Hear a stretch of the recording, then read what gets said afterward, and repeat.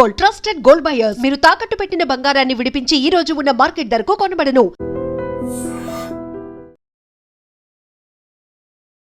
So phone tapping వ్యవహారం ఏం జరుగుతోంది, అసలు ఎక్కడికి దారి తీస్తుంది? ఇన్వెస్టిగేషన్ ఏమీ జరగడం లేదు, కేవలం రాజకీయమే నడుస్తుంది.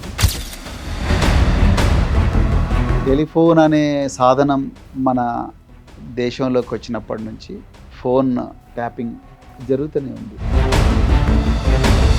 ఇవన్నీ తప్పించుకోవాలి, వాటన్నిటి నుంచి ప్రజలను రక్షించాలి అని అంటే, నేరస్తుల మీద ఉక్కుపాదం మోపాలంటే ట్యాపింగ్ తప్పనిసరి. కానీ ట్యాపింగ్ చేసేటప్పుడు ఫస్ట్ హరీష్ రావు, కేటీఆర్, సంతోష్ రావు, నెక్స్ట్ ఎవరు కేసీఆర్ అనేది ఎందుకు వినిపిస్తోంది? నిజంగా అరెస్టులు ఉంటాయా? మంత్రివర్గం, గతంలో మాజీ ముఖ్యమంత్రి వీళ్ళందరినీ అరెస్ట్ చేస్తారనేది అది జరిగితే రాష్ట్రం అగ్నిగుండం అవుతుంది.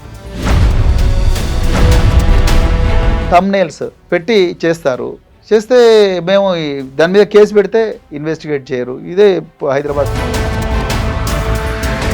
మీరు సజ్జనార్ గారి మీద చేసినటువంటి కామెంట్స్ అనేవి, ఆయన సంజాయిషి అడిగారు, లేకపోతే చర్యలు తీసుకుంటామన్నారు. మీరెందుకు ఆయన మీద టార్గెట్ చేసినట్టుగా మాట్లాడారు? ప్రవీణ్ కుమార్కో సజ్జనార్కో మధ్యలో జరుగుతున్న ఒక వివాదం లాగా. ఆ సిట్ ఉన్న తర్వాత ఇంకో కొత్త సిట్ ఏర్పాటు చేశారు. ఆ సిట్కు చీఫ్ను సజ్జనార్ గారిని పెట్టారు. నేనేం చెప్పానంటే, సజ్జనార్ గారు మీరు దయచేసి దాని నుంచి వైదొలగండి. ఎందుకంటే మీరు ఒకప్పుడు ఇంటెలిజెన్స్లో పనిచేసినప్పుడు సజ్జనార్ గారి లాంటి అధికారులు ఈ రేవంత్ రెడ్డి గారి రాజకీయ వికృత క్రీడలో పావులుగా బలవుతున్నారు. క్రిమినల్స్ రూల్ చేస్తున్నారా అనే ఫీలింగ్ వస్తుంది నాకు. మాఫియా రూల్ చేస్తుందా ఈ రాష్ట్రాన్ని? సో ఆర్ఎస్ ప్రవీణ్ కుమార్ గారి మీద ఈ మధ్యన వినిపిస్తున్నటువంటి విపరీతమైనటువంటి ఒక వైరల్ గా సర్క్యులేట్ అవుతోంది. బీఆర్ఎస్ పార్టీ కూడా వదిలిపెట్టి వెళ్ళిపోతారు, బీఆర్ఎస్ పార్టీలో కూడా ఉండట్లేదు అని ఉంటున్నారా, వెళ్తున్నారా? నేను మీరు ఈ ప్రశ్న అడుగుతారని అనుకున్నాను. నేను బీఆర్ఎస్ పార్టీ అధికారంలో ఉన్నప్పుడు రాలేదు. కాంగ్రెస్ వాళ్ళు చేస్తున్న ప్రచారం అన్నప్పుడు కూడా బీఆర్ఎస్ లోనే ఇంటర్నల్ గా వినిపిస్తోంది. మీరు వచ్చిన తర్వాత తిరుపూర్ కాగజ్ నగర్ మాజీ ఎమ్మెల్యే కోనేరు కోనప్ప గారు వెళ్ళిపోయారు. బాగానే రీసెర్చ్ చేశారు మీరు. కాదంటారా? కోనేరు కోనప్ప గారు ఆయన ఏ పరిస్థితుల్లో బయటికి పోయినరు, ఏ పరిస్థితుల్లో మళ్ళీ లోపలికి వచ్చిండ్రు అనేది అది కోనేరు కోనప్ప గారికి తెలుసు, రాష్ట్ర ప్రజలందరికీ కూడా తెలుసు. పార్టీ కష్టాల్లో ఉన్న పార్టీ లోపలికి వచ్చింది ఎవరు? పార్టీ కష్టాలు ఉన్నప్పుడు పార్టీని వదిలిపెట్టి అధికారం కోసం అర్రులు జాచి ఆ అవకాశాన్ని అందిపుచ్చుకోవడానికి కోసం కాంగ్రెస్ వైపు పోయింది ఎవరు అనేది తెలంగాణ ప్రజలకు తెలుసు.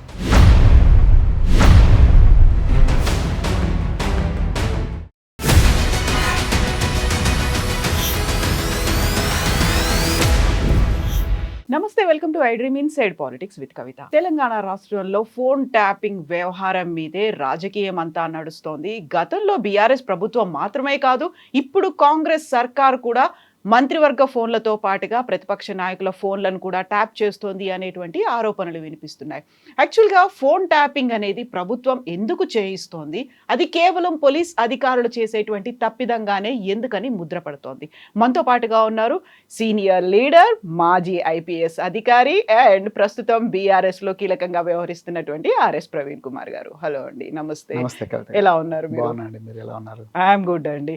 సో ఫోన్ ట్యాపింగ్ వ్యవహారం ఏం జరుగుతోంది, అసలు ఎక్కడికి దారి తీస్తుంది? ఏమీ జరగడం లేదు, అసలే కదలట్లేదా ముందుకి? ఇన్వెస్టిగేషన్ ఏమీ జరగడం లేదు, కేవలం రాజకీయమే నడుస్తుంది. ఇక్కడ ఫోన్ ట్యాపింగ్ అనేది నేరమే కాదు, నేరం కాదు అని చట్టమే చెప్తున్నది. ఇప్పుడు కాదు, స్వాతంత్రం రాకమునుపు నుంచి కూడా ఫోన్ ట్యాపింగ్ అనేది జరుగుతుంది. ఫోన్ ట్యాపింగ్ కాకపోతే సమాచార సేకరణ అనేది జరుగుతూ ఉన్నది. టెలిఫోన్ అనే సాధనం మన దేశంలోకి వచ్చినప్పటి నుంచి ఫోన్ ట్యాపింగ్ జరుగుతూనే ఉంది. అది చట్టబద్ధమని 1885 సంవత్సరం, అంటే ఈ కాంగ్రెస్ ఏ రోజు పుట్టిందో ఈ దేశ చరిత్రలో ఆ రోజు నుంచే ఈ టెలిఫోన్ ట్యాపింగ్ చట్టబద్ధం అని చెప్పేసి చట్టమే చెప్పింది. Indian telegraph act 1885 section 5 clause 2 telephone tapping చట్టబద్ధం అని చెప్పింది. సో ట్యాపింగ్ చట్టబద్ధమైనప్పుడు సాక్షాత్తు దేశ ప్రధానమంత్రి డాక్టర్ మన్మోహన్ సింగ్ గారు ఆనాడు పార్లమెంటుకు నివేదిక ఇస్తూ 9,000 ఫోన్లను మా ప్రభుత్వం ట్యాప్ చేసింది, 500 ఈమెయిల్స్ను చేసింది. దేశంలో మనీ లాండరింగ్ కానీ, పన్నుల ఎగవేత కానీ, తీవ్రవాద దాడులు కానీ, ఉగ్రవాద దాడులు కానీ ఇవన్నీ తప్పించుకోవాలి, వాటన్నిటి నుంచి ప్రజలను రక్షించాలి అని అంటే, నేరస్తుల మీద ఉక్కుపాదం మోపాలంటే ట్యాపింగ్ తప్పనిసరి. కానీ ట్యాపింగ్ చేసేటప్పుడు అన్ని జాగ్రత్తలు తీసుకోవాలి. నార్మల్ సిటిజన్స్ని ఇబ్బంది పెట్టకూడదు. అదేవిధంగా దానికి రకరకాల మార్గదర్శకాలు రూపొందించుకోవాలి. ఈ వ్యవస్థను ఎవరు కూడా దుర్వినియోగం చేయకూడదని ఆనాడు డాక్టర్ మన్మోహన్ సింగ్ గారు చెప్పారు. మొట్టమొదటి పాయింట్. సెకండ్ పాయింట్, 1997లో people's union of civil liberties versus union of India, అదేవిధంగా 2017లో justice KS Puttaswamy versus union of India, ఈ రెండు జడ్జిమెంట్లో చాలా క్లియర్గా గౌరవ సుప్రీంకోర్టు ఏం చెప్పిందంటే, ట్యాపింగ్ చేస్తే ఆ ట్యాపింగ్ చేసే దాంట్లో ఒక్క అధికారికి అధికారం ఇవ్వకూడదు, దానికి గ్రూప్ ఆఫ్ ఆఫీసర్స్ ఉండాలి. ఈ ఫైల్ను పూర్తిగా వెట్ చేసిన తర్వాత ఇంటెలిజెన్స్ చీఫ్కి వెళ్ళాలి, అక్కడ నుంచి డీజీపీకి వెళ్ళాలి, డీజీపీ నుంచి ప్రిన్సిపల్ సెక్రటరీ హోమ్, రాష్ట్రంలో అయితే రాష్ట్ర హోమ్ సెక్రటరీ, కేంద్రంలో అయితే కేంద్ర హోమ్ సెక్రటరీ అప్రూవ్ చేయాలి. ప్రతి 2 నెలలకు ఒకసారి చీఫ్ సెక్రటరీ నేతృత్వంలో లా సెక్రటరీ, అదేవిధంగా జిఐడి సెక్రటరీ ముగ్గురు కలిసి ఎవరెవరి నెంబర్లు ట్యాప్ చేస్తున్నారన్న విషయాన్ని, ఎందుకు ట్యాప్ చేస్తున్న విషయాన్ని రివ్యూ చేసి ఆథరైజ్ చేయాలి. తర్వాత ప్రతి 6 నెలలకు ఒకసారి ఆ రికార్డులను అఫీషియల్గా ధ్వంసం చేయాలని గైడ్లైన్సే చెప్తున్నాయి, జీవోలు చెప్తున్నాయి. ఇంత ఉన్నప్పుడు మళ్ళీ దీనికి సిట్ ఎందుకండి? ఈనాటి తెలంగాణ ముఖ్యమంత్రి రేవంత్ రెడ్డి గారు ఇక్కడ ఢిల్లీలో చిట్ చాట్ చేస్తూ ట్యాపింగ్ కామన్ కదా అన్నాడు. ట్యాపింగ్ కామన్ అనేది జరుగుతుంది, రాజ్యాలు చేస్తాయి అన్నాడు. మరి ముఖ్యమంత్రి చెప్తాడు, అదే కాంగ్రెస్ పార్టీకి చెందిన డాక్టర్ మన్మోహన్ సింగ్ గారు చెప్తారు, కాంగ్రెస్ ఏనాడు పుట్టిందో ఆనాడే ఈ చట్టాలు, ఈ దేశంలో కాంగ్రెస్ పుట్టినాడు ఏ చట్టాలు అయితే ఉన్నాయో ఆ చట్టాలే ఈ రోజుకి కూడా ఉన్నాయి. అలాంటప్పుడు ట్యాపింగ్ తప్పెట్లా అవుతుందండి? దానికి సిట్ ఎందుకు? అది మేము అంటున్నది. సో ఈ సిట్టు కేవలం రాజకీయంగా బీఆర్ఎస్ పార్టీని ఇబ్బంది పెట్టాలని, కేసీఆర్ గారి కుటుంబాన్ని ఇబ్బంది పెట్టాలని చేస్తున్నారనేది మా ప్రధానమైన అభియోగం, ఆరోపణ.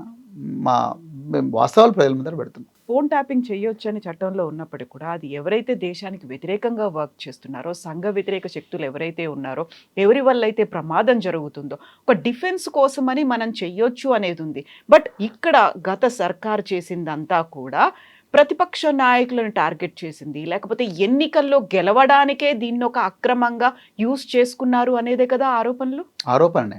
అవన్నిటికి సంబంధించి రికార్డ్స్ ఉన్నాయి. పర్సనల్గా ఎవరెవరు ఏం మాట్లాడుకుంటున్నారో, వ్యక్తిగత జీవితాల్లోకి కూడా తొంగి చూశారు అనేది. ఇప్పుడు సిట్టు చెప్పమని చెప్పండి అవన్నీ. అదే నేను చెప్తున్నాను. సిట్టును అవి ఆరోపణలు మాత్రమే కవిత గారు. రకరకాల అధికారులు ఉంటారు, ఒక అధికారి చేసేది కాదు. మళ్ళీ చెప్తున్నాను, దీనికి స్పష్టమైన ప్రోటోకాల్ ఉంది. ఒక్క వ్యక్తి చేసేది కాదు, చాలా సర్వీసు ఉన్న ఉన్నతాధికారులు తీసుకోవాల్సిన నిర్ణయాలు. వాళ్ళు అంత అల్లాటప్పగా ఏదో రోడ్డు మీద పోయే ఒక మామూలు పౌరుడిగా తీసుకున్న నిర్ణయాలు కావు ఇవి. అధికారులు తీసుకున్న నిర్ణయాలా, లేకుంటే ప్రభుత్వం వాళ్ళతో బలవంతంగా చేయించింది? చాలా మంచి ప్రశ్న. అధికారులే తీసుకోవాలి, ప్రభుత్వానికి తెలియదు. ప్రభుత్వం అంటే ఎవరు మీ ఉద్దేశంలో? గవర్నమెంట్, అక్కడ సీఎం ఉంటారు, మంత్రివర్గం ఉంటుంది. Very good question. మంత్రివర్గంలో ఎవ్వరికి కూడా సంబంధం ఉండదు. నేను ఆ రోజు కూడా బీఆర్ఎస్ భవన్లో, తెలంగాణ భవన్లో ప్రెస్ మీట్లో అదే చెప్పాను. నా కవిత గారు మీరు నంబర్, కానీ నేను పోలీస్ డిపార్ట్మెంట్ నుంచి వచ్చినా కాబట్టి నాకున్న అవగాహన మేరకు చెప్తాను. మా డిపార్ట్మెంట్లో చాలామందికి ఇంటెలిజెన్స్ ఆఫీసు ఇలా ఉంటుంది అని మాత్రమే, ఎక్కడో ఉంటుంది ఆ బిల్డింగ్ మాత్రమే తెలుసు తప్ప దాంట్లోకి ఎవరు వెళ్ళరండి. అసలు ఇంకా కొన్ని శాఖలు ఉంటాయి డిపార్ట్మెంట్లో, ఆ శాఖల గురించి ఎవరికి తెలియదు, తెలుసుకోవాలని ఎవరు ప్రయత్నం చేయరు. వాళ్ళు ప్రయత్నం చేసినా అక్కడికి జనరల్గా యాక్సెస్ ఉండదు. అంటే పోలీసు డిపార్ట్మెంట్లో ఒక్కొక్కసారి హోమ్ మినిస్టర్ కూడా తెలవని శాఖలు కొన్ని ఉంటాయి. అలాంటిది సీఎం గారికి ఎట్లా తెలుస్తుంది? హోమ్ మినిస్టర్కి తెలియనప్పుడు సీఎంకి ఎట్లా తెలుస్తుంది? అసలు ఏ సీఎం కూడా ఇంటెలిజెన్స్ ఆఫీసర్స్ను మీరు ఈ నెంబర్లను ట్యాప్ చేయండి అని చెప్పడు. Point number 1. అగర్ చెప్తే ఆ ఇంటెలిజెన్స్ ఆఫీసరు ఏ విధంగా సమాచారాన్ని సేకరిస్తున్నాడు అనేది ఎక్కడ కూడా చెప్పరు. అంటే ఇంటెలిజెన్స్ ఆఫీసర్లు సమాచారాన్ని ఏ విధంగా సేకరిస్తారన్నది ఏ ముఖ్యమంత్రి కూడా చెప్పాల్సిన అవసరం లేదు. సమాచారాన్ని సేకరించి ఎవరికి ఇస్తారు? ఇప్పుడు ప్రభుత్వంలో ఉన్న వాళ్ళకి అవసరం అనేది ఉంటుంది, ఎవరెవరు ఏం చేస్తున్నారని. ఒక స్వయం నిర్ణయాధికారం పోలీసులకే, బాసులకే ఉంటుందంటారా? సమాచారాన్ని సేకరించి వాళ్ళు చీఫ్ ఆఫ్ ఇంటెలిజెన్స్కి ఇస్తారు. చీఫ్ ఆఫ్ ఇంటెలిజెన్స్ తెలంగాణ ముఖ్యమంత్రికి, ఆ తెలంగాణ క్యాబినెట్కు ఏ సమాచారం చెప్పాలనో ఆ సమాచారం చెప్తాడు. తెలంగాణ క్యాబినెట్లో ముఖ్యమంత్రి గారితో సహా తెలంగాణ క్యాబినెట్లో ఈ సమాచారాన్ని ఏ విధంగా సేకరించారు మీరు అని అడిగే హక్కు తెలంగాణ క్యాబినెట్కు లేదు. అది కేవలం పోలీస్ ఆఫీసర్ల డొమైన్. అది చాలా కీలకం. అంటే చట్టమే చెప్తుంది అది. అదైనా ఎట్టి పరిస్థితుల్లో కూడా మేము ఈ విధంగా సేకరించామని ఎవరు కూడా అడగరు, అడిగినా వీళ్ళు చెప్పకూడదు. అది రూల్. ఇజ్రాయెల్ నుంచి స్పెషల్ టెక్నాలజీని ఎక్విప్మెంట్ని తెప్పించుకున్నారు. దానికి బీఆర్ఎస్ ఫండ్స్, పార్టీ ఫండ్స్తోనే తెప్పించుకున్నారు. అది పర్సనల్గా కొంతమంది టార్గెటెడ్గా సెలెక్టివ్గా ఉన్నటువంటి లీడర్ల మీదే పెట్టారు, వాళ్ళని యూజ్ చేసుకున్నారు అనే మాట. అది ఆరోపణలు మాత్రమే. అది ఎక్కడ కూడా ప్రూవ్ కాదండి, ప్రూవ్ చేయలేరు. It's not possible. అవి కేవలం ఆరోపణలు మాత్రమే. దేశ రక్షణ కోసం, దేశంలో ప్రజలందరూ భద్రంగా ఉండడం కోసం రకరకాల దేశాల నుంచి టెక్నాలజీ దిగుమతి చేసుకుంటారు. ఈవెన్ అమెరికా వాళ్ళు కూడా దిగుమతి చేసుకుంటారు, మన ఇండియా కూడా దిగుమతి చేసుకుంటుంది. అంతే తప్ప పలాని వ్యక్తుల ఫోన్లు ట్యాప్ చేయడం కోసమే దిగుమతి చేసుకుంటారు అన్న భావన అది కరెక్ట్ కాదు. అది ఎవరు కూడా ప్రూవ్ చేయలేరు. It's not possible. Munugode by ఎలక్షన్తో సహా గతంలో జరిగినటువంటి ఎలక్షన్స్ వీటన్నిటిలలో కేవలం అక్కడ నాయకులు మాత్రమే కాదు, వాళ్ళ చుట్టూపు ఉన్నటువంటి సెక్యూరిటీ గార్డ్స్, బాడీ గార్డ్స్ దగ్గర నుంచి, వాచ్మెన్ల ఫోన్ల దగ్గర నుంచి, ఇంట్లో ఉన్నటువంటి ప్రతి ఫోన్ 20 ఫోన్లు, 30 ఫోన్లు, 100 ఫోన్లు ట్యాప్ చేశారు. ఇలాంటివి ప్రతి ఒక్కరు చెప్తూనే వచ్చారు కదా. చెప్తూనే వచ్చారు. ప్రూవ్ చేయమనండి. అదే నేను చెప్తున్నాను. ఇప్పుడు వాళ్ళు ఏం మాట్లాడుకున్నారో కూడా బయటకు పోలీస్ ఆఫీసర్సే చెప్తున్నారు ఇన్వెస్టిగేషన్లో భాగంగా అనేది. అది కరెక్ట్ కాదు అంటున్నాను.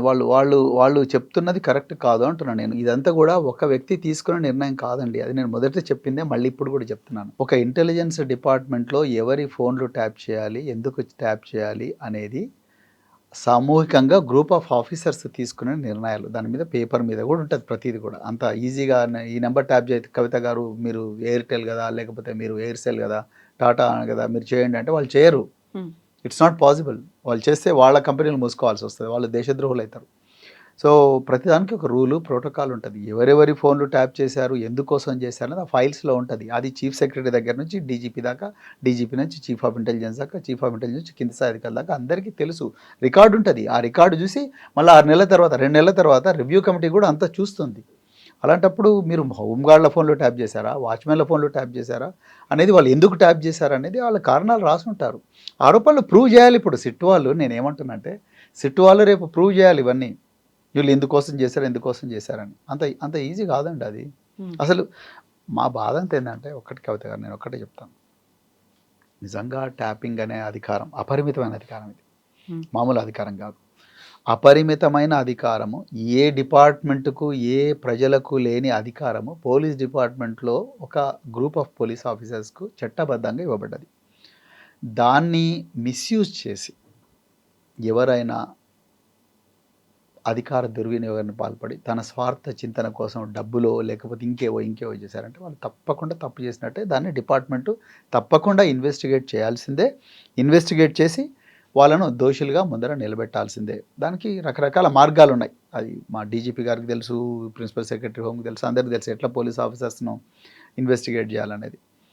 కానీ ఇందులో పొలిటీషియన్స్ను సంబంధం లేని వాళ్ళని పిలిపించి సినిమా తారల ఫోన్లు ట్యాప్ చేశారు అని చెప్పి మీడియాకు లీకులు ఇచ్చి ఒక 6 నెలల తర్వాత వ్యక్తిత్వ హననం జరిగిన తర్వాత, మేము ట్యాప్ చేయలేదు, ఎవరు చెప్పారు, మేమే చెప్తున్నాం కదా ట్యాప్ చేయలేదని చెప్పి అది కూడా అఫీషియల్గా చెప్పకుండా ఇండైరెక్ట్గా మళ్ళీ మీడియాకు చెప్పి, అప్పటి వరకు అశ్లీలమైన థంబ్నెయిల్స్ పెట్టి కేటీఆర్ గారి మనస్తత్వాన్ని, వ్యక్తిగతాన్ని, హరీష్ రావు గారి వ్యక్తిత్వాన్ని, ఇంకా ఎంతోమంది వ్యక్తిత్వాన్ని బహిరంగంగా నాశనం చేసి ఇప్పుడు ఏం సాధిస్తారండి? మేము దాన్ని వ్యతిరేకం అంటున్నాం. ఏ ముఖ్యమంత్రి కూడా, నేను ఇంతకుముందే చెప్పింది మళ్ళీ చెప్తున్నా, ఏ ముఖ్యమంత్రి కూడా చీఫ్ ఆఫ్ ఇంటెలిజెన్స్కు వాడి నెంబర్ వీడి నెంబర్ ట్యాప్ చేయని చెప్పడు. చీఫ్ ఆఫ్ ఇంటెలిజెన్స్కు 3 లక్షల రూపాయల జీతం వస్తుంది. ఆ 3 లక్షల రూపాయల జీతంలో ఆయన చేయాల్సింది ఇదే పని. ఆయన డ్యూటీ. ఎవరి వల్ల రాజ్యానికి ప్రమాదం ఉంది, ఎవరి వల్ల రాజ్యం కుప్పగూలే ప్రమాదం ఉన్నది, ఎవరి వల్ల ఇదే రాష్ట్ర ప్రజల ప్రాణాలు ప్రమాదంలో పడతాయి, దానికి ఏమేం చేయాలని ఆయన డిసైడ్ చేసుకోవాలి. టెక్నాలజా, లేకపోతే మనుషులా, లేకపోతే ఇంకేదా, లేకపోతే పౌరాలా, లేకపోతే డేగలా, ఆయన డిసైడ్ చేసుకోవాలి. అంతే తప్ప ముఖ్యమంత్రులు ఎందుకు చెప్తారండి? ముఖ్యమంత్రుల పని అది కాదు కదా. ముఖ్యమంత్రులు ప్రజలు ఓట్లేసి గెలిపించిండ్రు, మమ్మల్ని క్షేమంగా కాపాడమన్నారు. తర్వాత ముఖ్యమంత్రులు రాజ్యాన్ని బాగా చూసుకోండి అని జీతం ఇస్తున్న అధికారులకు చెప్తారు. అధికారులు వాళ్ళ పని వాళ్ళు చేస్తారు. అంతే తప్ప ముఖ్యమంత్రి నువ్వు పలాని TV9 ఆఫీసు ముందర పలాని వ్యక్తి ఉన్నాడు, ఐ డ్రీమ్స్ ఆఫీస్ ముందర పలాని దుండగుడు ఉన్నాడు, ఆయన పట్టుకోండి అని చెప్తారా? వాళ్ళకి ఎట్ట తెలుస్తుంది? ఇప్పుడు దేశ భద్రతా రక్షణ వ్యవహారాల కోసం ఎన్ఐఏ అనేది ఉంది. దేశంలో ఇంటర్నల్ గా ఎవరున్నారు, ఎక్స్టర్నల్ గా ఎవరున్నారు, వాటన్నిటిని చేసిన తర్వాత మళ్ళీ ప్రభుత్వాలు, రాష్ట్ర ప్రభుత్వాలు కూడా వీటిని మళ్ళీ మేనేజ్ చేయాల్సిన అవసరం లేకుంటే రాష్ట్రంలో ఉన్నటువంటి పోలీసులు కూడా స్వచ్ఛందంగా చేయడం ఎందుకని? మంచి ప్రశ్న. దేశంలో రకరకాల రాష్ట్రాలు ఉన్నాయి. ఒక్కొక్క రాష్ట్రానికి ఒక ప్రభుత్వం ఉంటుంది. మనది ఫెడరల్ రాజ్యాంగం, అంటే మనది యూనియన్ ఆఫ్ స్టేట్స్. మనకు రాష్ట్రాలకు కూడా పవర్స్ ఉంటాయి. ఒక్కొక్క రాష్ట్రానికి రాజ్యాంగబద్ధంగా కొన్ని లా అండ్ సబ్జెక్ట్స్ డివైడ్ చేశారు. సెంట్రల్ లిస్టు, యూనియన్ లిస్టు, తర్వాత state list, concurrent list. State list అంటే స్టేట్ లిస్టులో ఉన్నవి ఏంటంటే లా అండ్ ఆర్డర్ అంతా కూడా మన రాష్ట్రం చేతిలో ఉంటుంది. కానీ రెండు రాష్ట్రాల మధ్యలో కోఆర్డినేషన్ కావాలంటే సెంట్రల్ గవర్నమెంట్ వస్తుంది. ఎందుకంటే ఒక టెర్రరిస్టు సపోజ్ మహారాష్ట్రలో తయారని అనుకోండి, మహారాష్ట్ర ఆయన వచ్చి తెలంగాణలో దాడి చేశారనుకోండి, సో మహారాష్ట్ర తెలంగాణ పోలీసుల మధ్యలో కోఆర్డినేషన్ కావాలి. అదంతా కూడా సెంట్రల్ గవర్నమెంట్ చూస్తుంది. సో దేశ రక్షణ, union home secretary, union home ministry, వీళ్ళందరూ కూడా రకరకాల ఏజెన్సీల ద్వారా మిగతా రాష్ట్రాల్లో ఏం జరుగుతుందంతా కూడా కనుక్కోవడానికి వాళ్ళకి హక్కు ఉంది, వాళ్ళు చేస్తారు. కానీ ఒక రాష్ట్రంలో ఉండే పూర్తి లా అండ్ ఆర్డర్, ఇలా పంజాగుట్ట పోలీస్ స్టేషన్లో ఏమవుతుంది, ఇదేమవుతుంది, ఇక్కడ రాష్ట్రం లోపల ఏమవుతుంది అనేది కేంద్ర ప్రభుత్వం చూడలేదు. It's not possible and it is not correct also constitutionally. రాజ్యానికి స్వతంత్రత ఉండాలిగా, మరి ముఖ్యమంత్రి ఎందుకు, హోంమంత్రి ఎందుకు రాష్ట్రంలో అట్లా? సో అవి ఉన్నప్పటికి కూడా ఇక్కడ ఎందుకు చేస్తారనేది మీ ప్రశ్న. అంత పెద్ద సంస్థలు ఉన్నప్పుడు మళ్ళీ ఇక్కడ చేస్తారంటే ఏ రాష్ట్రంకు ఆ రాష్ట్రం యొక్క స్వతంత్రత ఉంటుంది, రాజ్యాంగమే చెప్తుంది. లేకపోతే ఫెడరల్ స్ట్రక్చర్ ఏమున్నది? సో ఇప్పుడు ఎన్ఐఏ ఏం చేసింది, ఎన్ని దాడులు చేసింది, ఎంతమందిని పట్టుకుంది అనేది అఫీషియల్ గా వస్తుంది. బట్ రాష్ట్రాలు దీన్ని మిస్యూజ్ చేస్తున్నాయి. వ్యక్తిగతంగా ఒకరిని టార్గెట్ చేయడానికో, ఎలక్షన్స్ లో వాళ్ళని దెబ్బతీయడానికో, లేకుంటే ప్రతిపక్ష లీడర్లు కొంతమందిని ఉన్నారో వాళ్ళని రహస్యాలు తెలుసుకోవడానికి మాత్రం ఉపయోగిస్తుంది. ఎన్ఐఏది రిలీజ్ చేస్తోంది, బట్ వీళ్ళది ఎందుకు బయటికి రావట్లేదు? యాక్చువల్గా ఎన్ఐఏ కూడా రిలీజ్ చేయదండి. ఇంటెలిజెన్స్ ఏజెన్సీ ఏది కూడా రిలీజ్ చేయదు, చేయకూడదు కూడా. Point number 1. పాయింట్ నెంబర్ 2, ప్రతిదీ మనకు రిలీజ్ చేస్తేనే పని అయినట్టుగా కనిపిస్తుంటుంది. కానీ రిలీజ్ చేయకుండానే, మనకు తెలియకుండానే, మనం గాఢ నిద్రలో ఉన్నప్పుడు కూడా పోలీసులు రాత్రింబవళ్ళు మెలుక్కొని ఇలాంటి ఆర్గనైజేషన్స్, మీరు చెప్పిన ఆర్గనైజేషన్స్లో ఎన్నో టెర్రరిస్టు ప్రమాదాలను పసిగట్టి ముందరనే వాటిని న్యూట్రలైజ్ చేస్తుంటారు. ఎన్ఐఏ దాడులు చేసింది, ఎగ్జాక్ట్లీ, టెర్రర్ కాకముందు అని అప్పుడప్పుడు చెప్తుంటారు. అదర్వైజ్ మనకు తెలియకుండానే చాలా జరిగిపోతుంటాయి.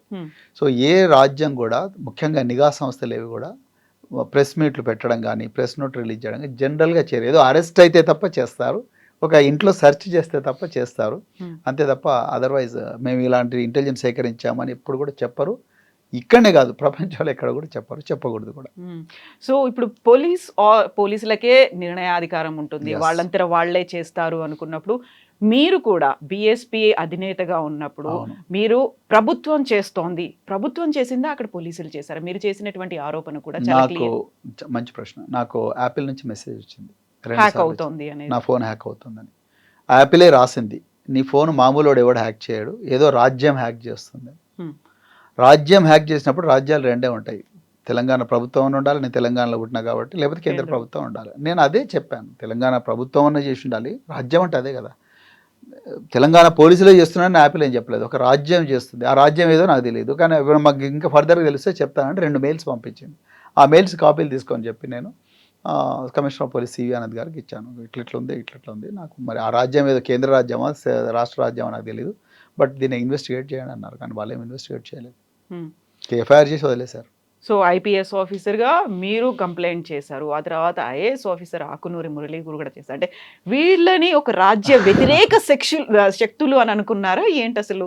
నాకు తెలియదు, మరి ఎవరు చేశారో వాళ్ళని అడగాలి. అది మా ఫోన్లో ఎవరు ట్యాప్ చేశారు అనేది నిజంగా మా ఫోన్లకి ఏమైనా పెగాసస్ సాఫ్ట్వేర్ ఏమైనా వచ్చిందా అవన్నీ కూడా మాకు తెలియదు. అది వాళ్ళు రాజ్యమే చెప్పాలి, మరి మాకు పౌరులుగా మాకేముంటుందండి. సో మేము పోయి పోలీస్ స్టేషన్లో కంప్లైంట్ చేయగలం, కంప్లైంట్ చేస్తే వాళ్ళు చెప్పాలి కదా, మరి వాళ్ళు చెప్పలేదు, మాకేం చెప్పలేదు. మా ఏ ఫోన్లు అటాక్ అయింది, ఎందుకు అయింది అని కూడా చెప్పాము, అన్ని ఇచ్చాను, మెయిల్స్ అన్ని కూడా ఇచ్చాను, వాళ్ళేం చెప్పలేదు మాకు. సో ఆర్ఎస్ ప్రవీణ్ కుమార్ బీఎస్పీ అధినేతగా ఉన్నప్పుడేమో ప్రభుత్వం నా ఫోన్ ట్యాప్ చేసిందన్నారు. ఆ తర్వాత బీఆర్ఎస్లోకి వచ్చిన తర్వాత పోలీసుల మీద ఆరోపణలు చేస్తున్నారు. ద్వంద్వ నీతి అనేది వెరీ రీసెంట్గా బీజేపీ ఎంపీ రఘునందన్ ఒక వాయిస్, అప్పుడు ఆర్ఎస్ ప్రవీణ్ కుమార్, ఇప్పుడు ఆర్ఎస్ ప్రవీణ్ కుమార్, మధ్యలో ఈయన ఏం మారింది, ఎందుకు మారాడు? ఒక పోలీస్ ఆఫీసర్ రాజకీయ నాయకుడు అయితే ఇలాగే టంగ్ ట్విస్ట్లు అనేవి ఉంటాయా? ఇలాంటి బోల్డ్ డౌట్స్ నిజంగా రాజకీయ నాయకులే టంగ్ ట్విస్ట్ చేస్తారు, పోలీస్ ఆఫీసర్లు చేయలేరు, చేయనీకే కాదు వాళ్ళకి రాదా. మీరు మారిపోయారు అయితే రఘునందన్ రావు గారు చేస్తున్న టంగ్ ట్విస్ట్ నేను చేయలేను. నేను ఆ రోజు కూడా కంప్లైంట్ ఇచ్చానని చెప్పాను, నేను కంప్లైంట్ ఇవ్వలేదని చెప్పలేదు. నేను ఏమన్నాను, నేను ఆ రోజు నాకు వచ్చింది నీ ఫోన్ హ్యాక్ అవుతుంది, హ్యాక్ చేసే ప్రయత్నం చేస్తున్నారు, జాగ్రత్తగా ఉండని యాపిల్ కొన్ని నాకు సలహాలు ఇచ్చింది, రైట్. అదే నేను కమిషనర్ ఆఫ్ పోలీస్ చెప్పి నా ఫోన్ ఎవరో ట్యాప్ చేసి హ్యాక్ చేస్తున్నారు, ఇగో ఇది అని చెప్పాను నేను. మీరు ఆ మెయిల్ ని పబ్లిక్ గా కూడా ట్విట్టర్ లో పెట్టాను, కరెక్ట్. సో ఈ రోజు నేనేమంటున్నాను, నేను మళ్ళీ చెప్తున్నాను, ఆ రోజు నేను చెప్పింది కరెక్టే, ఇప్పుడు కూడా చెప్తున్నా ఆ రోజు నేను చెప్పింది కరెక్టే. నేను ఈ రోజు ఏం చెప్తున్నాను, ట్యాపింగ్ చట్టబద్ధమే, కానీ రాజకీయ నాయకులకు ఆపాదించకండి. నిజంగా మీరు ఎవరిని ఇన్వెస్టిగేట్ చేయాల్సి ఉంటే మీరు మీ ఆఫీసర్లను అడగండి. ఇంతమంది 6 మంది ఆఫీసర్లు ఉంటారు, అందరూ పెద్ద పెద్ద ఆఫీసర్లు, వాళ్ళని అడగండి. కేసీఆర్ గారు లేకపోతే హరీష్ రావు గారు, కేటీఆర్ గారు ఇవాళ జోగినపల్లి సంతోష్ను పిలిచారట, వాళ్ళు లేకపోతే ఇంకెవరు వీళ్ళు ఏం చేస్తారు? ఎమ్మెల్యేలు ఎమ్మెల్సీలు వాళ్ళని పిలిపించి మీరు ఏం చేసారు, మీరు నెంబర్లు ఇచ్చినరా అంటే వాళ్ళు ఏం చేస్తారు? వాళ్ళ నెంబర్ ఇస్తే చేస్తారు ఆఫీసర్లు? వాళ్ళే సూత్రధారులుగా కేవలం పోలీసులు మాత్రమే ఉన్నారు. నిజంగా పోలీసులు పాత్రదారులు, వాళ్ళు ఎవరెవరు నెంబర్లు తీసుకుంటే వాళ్ళు నిజంగా పోలీసులు జైలు పోతారు అట్లా చేస్తే. చేయకూడదు. సో నేను ఆ రోజు చెప్పిన దానికి ఈ రోజు చెప్పిన దానికి నా లోపల తేడా లేదు. రఘునందన్ రావు గారు టంగ్ ట్విస్ట్ చేస్తారు, ఆయన రోజుకో మాట మాట్లాడతారు, నేను అట్లా మాట్లాడడానికి రాదు, అదే మా బలహీనత. మీరు గతంలో చేసినటువంటి కంప్లైంట్ కి ఆన్సర్ ఏమైనా వచ్చిందా? అప్పుడు ప్రభుత్వం చేసిందా, పోలీసులు చేశారా? మీరు రాలేదు. పోలీస్ ఆఫీసర్ అయి ఉండి పోలీసుల మీదే పోలీసులే చేస్తారు అని చెప్పడం అనేది ఇప్పటిదాకా మీ డిపార్ట్మెంట్ అది చేయకూడదని ఏం లేదు, చేయొచ్చు, ఎవరిదైనా చేయొచ్చు, దానికి రీజన్ చూపించాలి అంతే తప్ప. రీజన్ చూపించాలి. 6 మంది ఆఫీసర్లు నేను చెప్పిన వాళ్ళు ఎవరైతే chief of intelligence, DGP, principal secretary home, chief secretary, law secretary, GAD secretary, వీళ్ళందరూ ఎస్ ఇతను దేశానికి ప్రమాదకారి అనుకుంటే చేయొచ్చు. అలా తెలంగాణలో 5,000 మందికి పైగా ప్రమాదకారులు ఉన్నారా? అది పోలీసు వాళ్ళు చెప్పాలి. అందులో మీరొకరు ఉన్నారు, ఆకునూరు మురళి గారు కూడా ఉన్నారు. అది రాజ్యం చెప్పాలి, నేను ఎట్లా చెప్తా, పోలీసు వాళ్ళు చెప్పాలి. రాజ్యం అంటే పోలీసు వాళ్ళు చెప్పాలి. అది నిజంగా నా చేసి ఉంటే అది వాళ్ళు చెప్పాలి, అంత నేను చెప్పడానికి లేదు. అయితే ప్రతిసారి ప్రభుత్వాలు పక్కకి వెళ్ళిపోతాయి, అక్కడ మంత్రులు కావచ్చు మిగతా వాళ్ళందరూ పక్కకుంటారు, ఎవరైతే కీలకమైనటువంటి పొజిషన్లో ఉన్నటువంటి అధికారులు ఉన్నారో వాళ్ళే బలవుతారు అనే ఒక మాట ఉంది కదా. దుర్వినియోగం చేస్తే బలవుతారు. ప్రభుత్వం చెప్తుందండి చెయ్యండి, సంతకం పెట్టండి అని చెప్పినప్పుడు ఆబ్వియస్ గా పెట్టాల్సిన అవసరం ఉంటుంది, వాళ్ళ మీద ప్రెషర్ ఉంటుంది. చాలా కీలకమైన ప్రశ్న అడిగారు, కానీ మీరు ప్రభుత్వం చెప్పింది చేయాలన్నా, ఒకవేళ నాకు తెలిసినంత ఏ ప్రభుత్వం చెప్పదు, ఒకవేళ చెప్పిన ప్రభుత్వం అంటే ఎవరైనా ముఖ్యమంత్రి లేకపోతే హోంమంత్రి ఎవరైనా చెప్పరు అని నేను బలంగా నమ్ముతున్నా. ఒకవేళ ఎవరైనా చెప్పినా ఏ ఆఫీసర్ కూడా చేయకూడదు, చేయకూడదు. నేను మళ్ళీ రిపీట్ చేస్తున్నాను, ఇంటెలిజెన్స్ సేకరణ, సమాచార సేకరణ గోప్యనీయంగా పోలీసు శాఖనే చేస్తుంది. ఏ ముఖ్యమంత్రి కూడా తెలవనీయకూడదు. ఏ ముఖ్యమంత్రి కూడా ఫలాని కవిత నెంబరు, ఫలాని ప్రవీణ్ కుమార్ నెంబరు, ఫలాని రాజు నెంబరు చేయండి అని చెప్పరు. ఇప్పుడు మనకి చట్టంలోనే ఉంది అనుకున్నప్పుడు వీళ్ళందరూ హార్డ్ డిస్క్లని ధ్వంసం చేశారు, పారిపోయారు, కనిపించకుండా మూసీలో పడేశారు, లేకుంటే వాటిని ధ్వంసం చేశారు, ఆ కేసు ఎందుకు ఉంది మరి? అది ఎందుకు పెట్టిండ్రో అదే నేను అదే చట్టబద్ధతను ప్రశ్నిస్తున్నది అదే.